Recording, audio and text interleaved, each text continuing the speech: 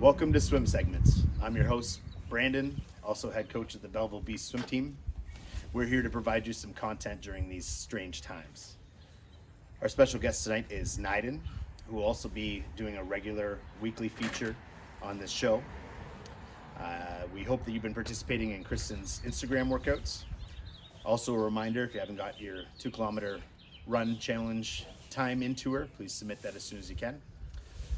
Just want to mention that with a long layoff here from being out of the pool and the Olympics being pushed back, think of it this way from an optimistic point of view. We've got 12 months to prepare, try to get as many swimmers going Olympic trials as we can.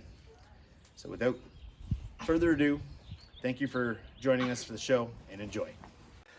Hello, Belleville swimmers. How are you guys doing? I hope everybody's doing well considering the circumstances, and I hope you guys are all staying safe. You're washing those hands. You guys are staying motivated, helping around the house, maybe having some downtime, reading books, getting stuff done, and more importantly, starting to get ready for us to get back into the water whenever that may be. So far, guys, I've seen a lot of people joining Kristen's workouts. I want you to know that's fantastic. And I want you to know, guys, I've been watching those workouts. I've been even considering joining some of them. The only problem, as a lot of you guys know, I had a terrible knee injury 2 years ago. And it's just taking a long time to heal up. If I could, I'd be doing 1-arm push-ups, not 2-arm. I'd probably be doing a 1-arm push-up. It's just, in order to do a proper 1-arm push-up, you have to have a balance, and you need both knees, you need both legs to be able to do that. So you know me, I'm always going to go that extra 120% if I can. So eventually, once the knee heals up, a little bit of a shoulder problem recently, a little bit of a shoulder. So eventually I'll be joining you guys in the workouts, but I'm super pumped to see all you younger kids and all you guys hammering out these workouts, building up a sweat, getting ready for the season as soon as they give us the go ahead to get going. I think it's all awesome. So guys, keep it up. Listen, I'm going to be talking to you guys once a week, and we're going to be doing a segment called It's Go Time in the Off Time with Coach Naiden. Okay, I thought it was a clever name because I say go time.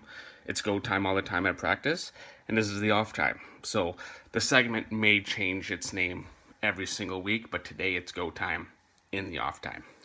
All right, welcome to the show, Emery, who's a swimmer for the Belleville Beast swim team. How old are you and how long have you been swimming for? I'm 8 and this is my second season. What do you like most about swimming? Having fun, spending time with my friends, and improving a lot. Right, and what's your favorite stroke and why? My favorite stroke is breaststroke because it's like a frog swimming underwater. That's awesome. And what do you think is the most important things about swimming? Having fun, learning, and streamline. Yeah. All right, take care, Emery. Thank you for being part of the show. Bye-bye. So, welcome, Coach Naiden, to our program. Hello. Thank you very much for joining us. This is Kita. And who do you got there with you? And this is Hercules. He's my little lap dog, so he might be joining us for most of this interview. Yeah, well, Kita's not so much of a lap dog, so I'm going to let her go now. Good girl. So, anyhow, talking to you here in these strange times. So, how you holding up? Good, man. It's a little bit of a shock, so I'm getting used to. I'm sure everybody's feeling the exact same kind of thing. I was hoping that the season would have been getting started underway, but obviously that's getting pushed back a little bit. So hopefully it doesn't go on for too much longer. But it's good, man. I'm just getting a lot of stuff ready for the summer, a lot of projects. The weather is nice, which is at least nice. I think a lot of people can at least go outside, enjoy their backyards. So getting a lot of stuff done. What about you? Are you getting any things done? Yeah, trying to get some things done. With 3 kids, it's A little harder, yeah. challenging at times, but definitely got quite a bit going on the go. So feeling pretty good about everything. So Yeah. So yeah, I guess with some downtime and whatnot, usually you'd enjoy watching sports and stuff too. But no sports are on, and as of today, Not happening. possibly the NBA season's cut. So I remember, a year ago, not even 10 months ago, you're sitting in my living room here, and we're watching Game 6 and watching the Raptors take the championship. Yeah. Yeah, how you holding up without any sports to watch? It's good. It's tough, man. At first, when this happened, I was like, at least we have sports. And then they took sports away from us. So I was like, oh my God, we have nothing. But I am happy, you know, Sportsnet, a lot of the channels are letting us watch the relive 92, 93 World Series Jays, or they're walking us through the entire Raptors playoff run, which is quite nice. But the funny thing is, I'm such a diehard sport fan. I was watching game 2, Bucks versus Raps. It's a game they lost, and I'm still watching the game and yelling at the TV and yelling at the players. And my wife was yelling at me saying, why are you getting all upset? Because I'm yelling at the TV saying, you should have made the shot and run up court. This is why you guys lost. And, you know, you could have changed the outcome, and getting all emotional watching reruns. But that's how amazing the Raptor playoff run was for, I think, any Canadian out there watching it. So it's been okay, but I'm definitely missing it. Hopefully we get it back soon. Ask you how you think things are going to be different when we get back, and what the new. I think all the swimmers are going to be fine. They're going to be eager to come back. I think as coaches, we're eager to get back and get everybody trained up again to kind of keep going after all their goals and dreams that they have for regionals and festivals.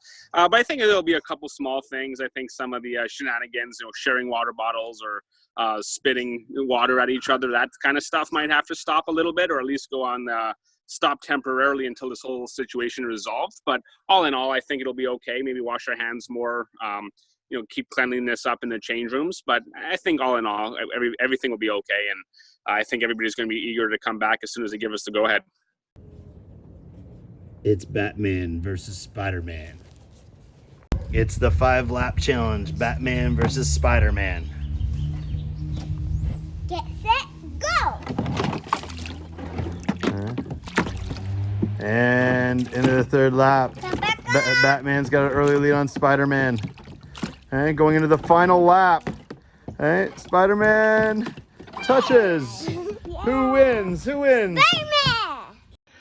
Okay, guys, so today I want to talk about dreams and goals, okay? Don't lose your dreams. I want you guys to, if you can, to get anything away from this today, is do some dreaming. Dream about absolutely anything you want. I hope you guys dream about when swimming gets back on, that you guys are, you know, going to be making regionals or provincials or festivals, or making the national team, or making Olympic trials, making the Olympics, going to Olympics next year, whatever it is. I hope the one thing you guys take away from this is make sure you guys are still dreaming. I know these are tough times right now, but you need to dream. Okay, do some dreaming today. Okay, those are long-range goals, and you have to have those. Okay. Dreams are long-range goals, which you have to have. That's kind of the first part. The second part of a goal is basically the short range. Okay, these are basically goals for today, tomorrow, next week, next month, even the immediate future. Okay, this is a very important part of achieving your dreams. These goals are confident builders. What you want to do as an athlete, as a person, is set as many goals as possible and start achieving those goals as much as possible. This is going to help you become the person or the athlete that you need to become that one day to achieve your dream of going to the Olympics. Okay, a lot of you guys, a lot of the swimmers of mine, a lot of people in Junior Beast and everything, you guys are 5, 6, 7 years old. Okay, you guys probably want to go to the Olympics, but that's 10 years away. That's a dream. What you need to focus on is achieving little goals, making the swim team, focusing on the drills, listening to your coaches, working on technique, breaking time, taking time off, going to your first couple swim meets, getting the nerves off, succeeding. That's what you guys need to do. You need to accomplish goals along the way in order to be able to get to achieve your dreams down the road. So one main thing I want to go over today, because these videos are going to be quite short, is explain something called SMART goal setting. Okay, SMART is obviously an acronym, okay, and SMART stands for specific, measurable, achievable, relevant, and time-bound. Okay, that's SMART. Specific, measurable, achievable, relevant, time-bound. So when you guys are setting goals, try to think of this acronym, specific, measurable, achievable, relevant, time-bound, when you're setting the goals, because it will help you achieve those goals along the way. Okay, so the first things first is specific. You need to be very clear on what you're trying to achieve.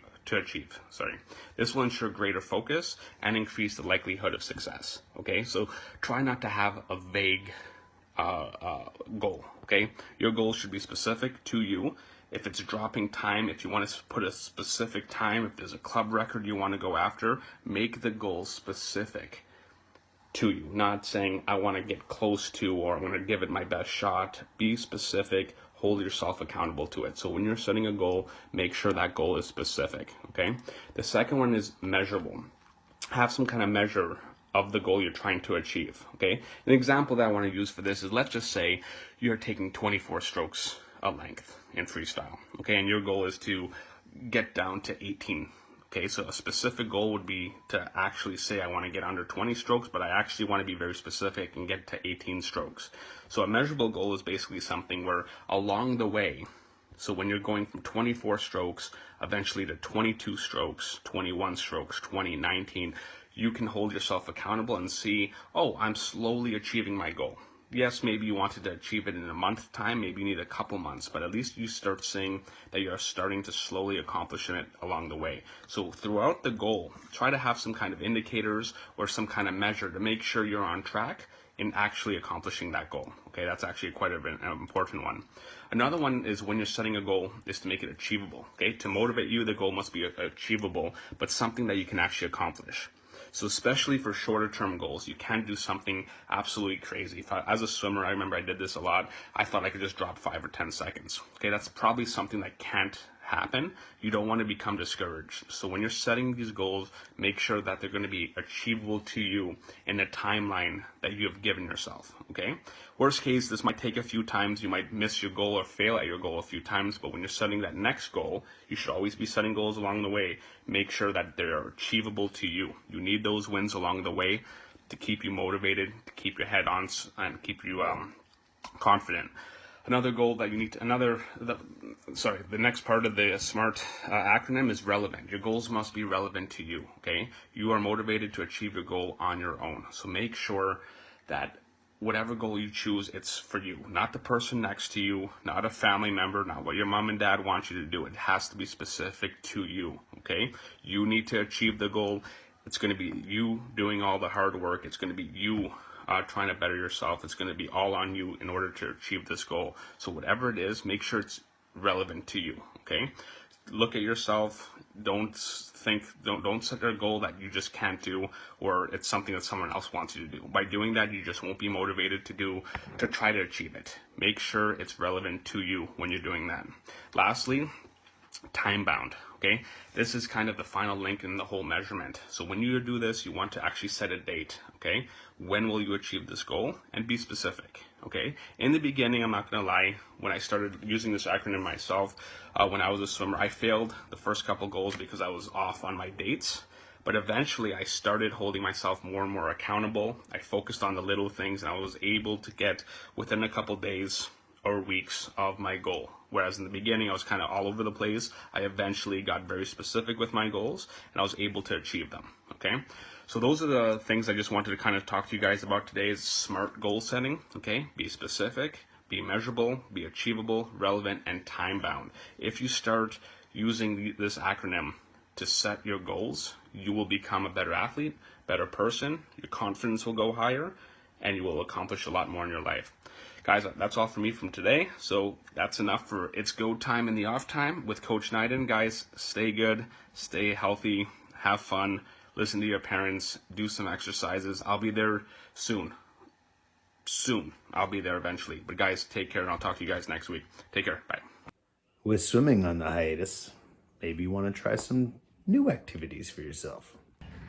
Archery.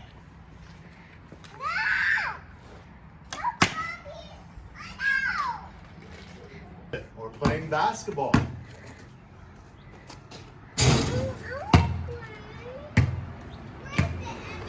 Take up tennis.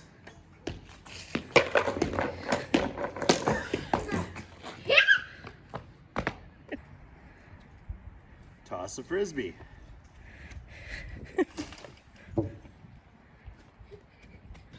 Playing marbles. Play marbles.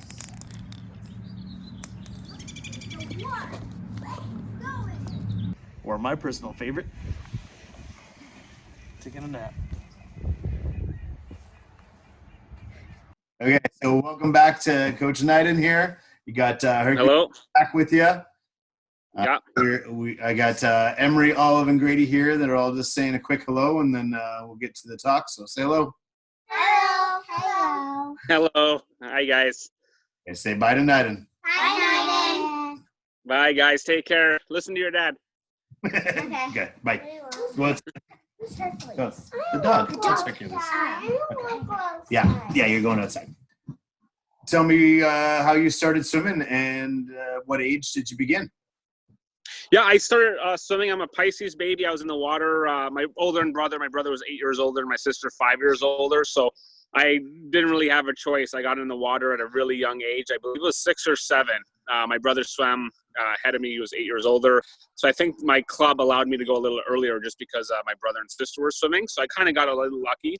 I swam up until I was 18. Before I had a couple injuries that kind of set me back. But I got into the water at 8. The club I swam for was a club called Tomac at the time, which was Town of Mississauga Aquatic Club. Now they're known as, obviously, Mississauga Aquatic Club. Swam with them for about up until 18. I made it to the national level, and then I got a couple of bad injuries in my back and shoulder. Took a few years off, and then I finally got into water polo at university level, which was great. I told Brandon and many people many times that having a swimming background, transitioning to water polo is really easy. So I was fortunate enough to actually further my swimming career once it was over and played a completely different sport, which was fun. But I was in the water for over 12, 13 years, which was really good. Any special memories or anything you have from swimming and like training camps, teammates? Yeah, no, I think for swimming, the best part of the whole thing is just being with your teammates. I think my favorite times as a swimmer was always getting on the bus, going to away meets, especially at a younger age. I remember going in a PN in Ottawa, going the first time to California. Those were always special moments. Just being with your teammates, sharing a hotel room, driving on a bus with no parents. I always remembered those were always my best times. I just remember listening to music and laughing, and we all swam really fast. So I think those were some of my favorite times. I remember in terms of swimming, I remember Mississauga Aquatic Club always used to have a really tough set right before Christmas. We used to do 100 hundreds. I think the first time I did it, I was literally 11 or 12 years old. And we had to do that every single year. And it was just a set I absolutely hated. I think you mentioned that Belleville used to do it. I would like to do it again with all the kids because it's one of those sets that you just hate every second of it. But when it's done, you're just so proud of yourself. I just remember diving in the water and yelling and kind of trying to get through it, and counting down from 99, 98 was really tough. But once you got to like 50 and 40, it just became a swim set again.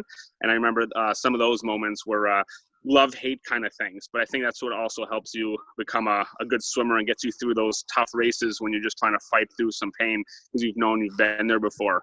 And then one other thing I used to love was billets. I was fortunate enough.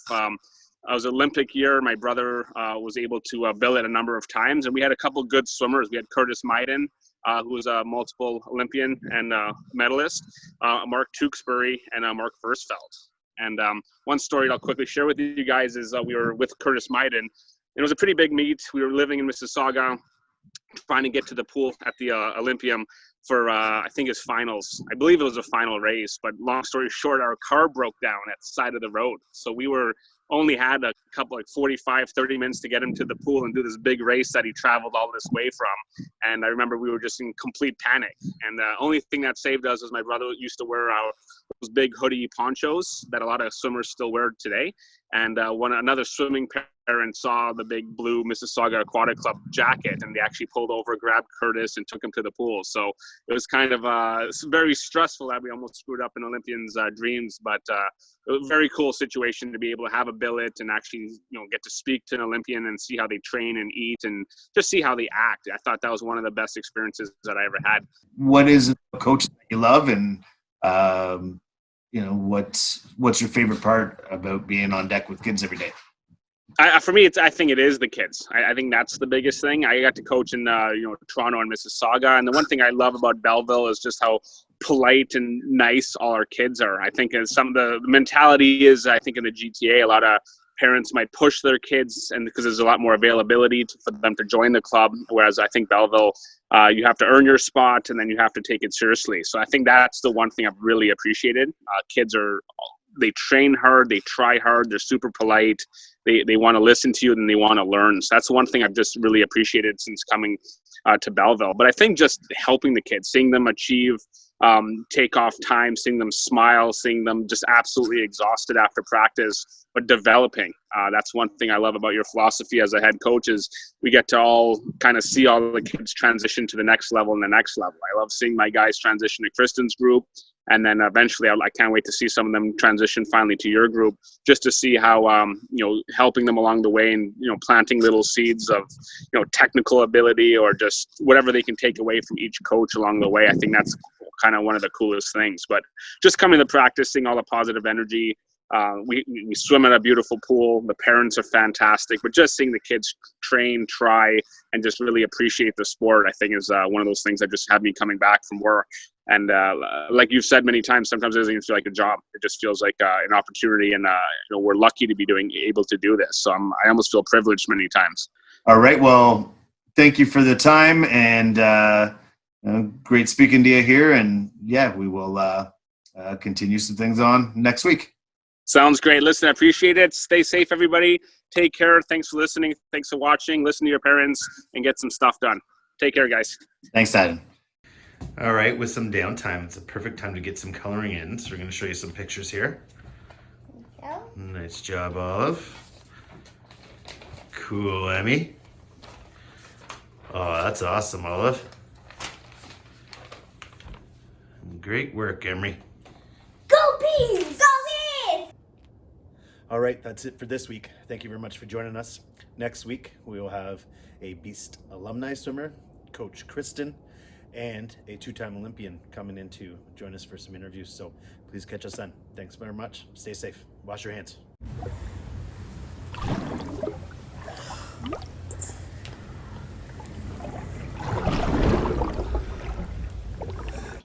Stay safe. Wash your hands. Bye-bye.